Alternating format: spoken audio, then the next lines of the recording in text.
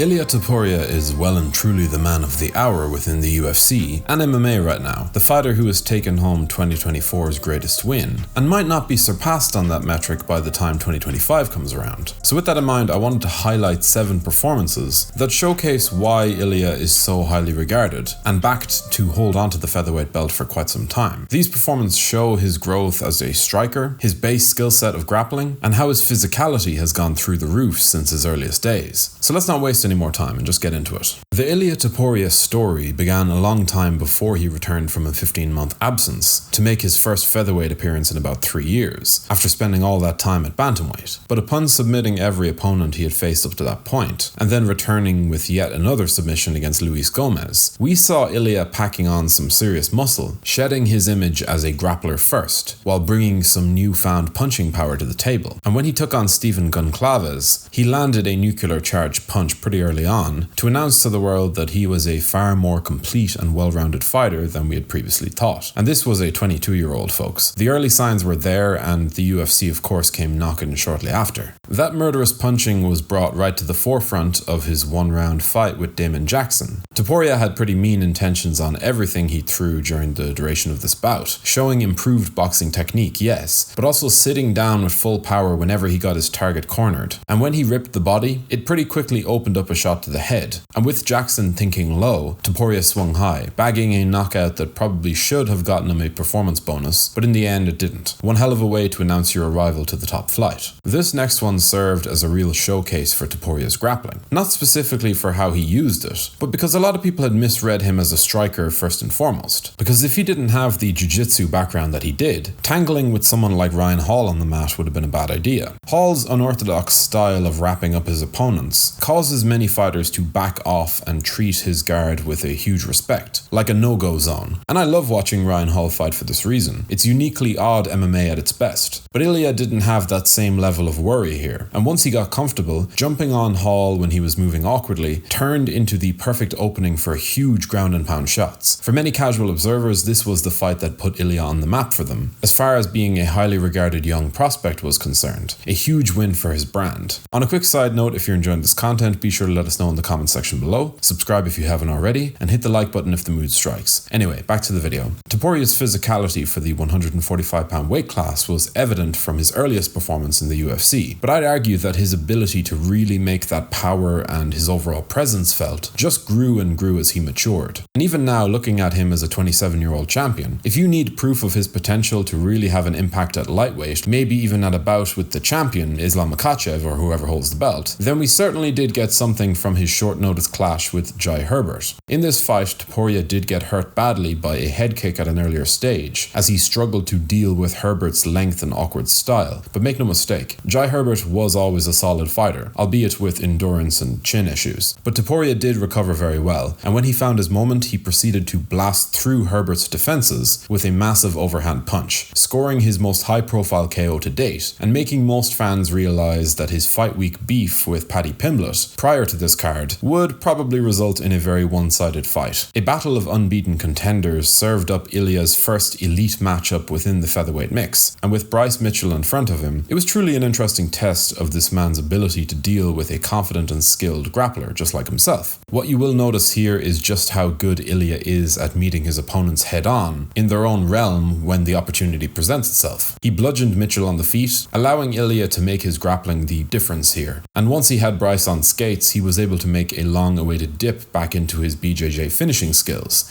securing his first submission in the UFC against one of the best jiu-jitsu fighters in the weight class. It was an elite win that made Ilia Topuria's championship potential very clear. I think the most obvious proof we've had of Topuria's development into a real standout contender came when he beat the brakes off of Josh Emmett over 5 rounds. Emmett had risen pretty high in the division for a guy with such a limited skill set, but for Ilia to go in there and get 5 rounds of experience with such an extremely polished performance, was enough to get the ball rolling on his eventual shot at UFC Gold. Overall, we saw better defense on the feet from Topuria, as if he was using this fight against such a dangerous power puncher to really showcase how good he was getting at rolling with shots, at keeping patient, and above all other things, at choosing his moment to really make his presence felt damage-wise. This was not a close fight, not at all. In fact, Topuria made it look a lot easier than this one actually read on paper. This was a 26-year-old putting on a show of maturity far beyond his years. Look, I've been keeping an eye on Ilia Topuria since his days on the Brave CF scene, a promotion that has a lot of solid European talent on it. But Alexander Volkanovski was, and still is, my favorite fighter operating in the sport today. And so I did have to go back a few times after watching the bout live to really get a sense of what Topuria did so well with this one.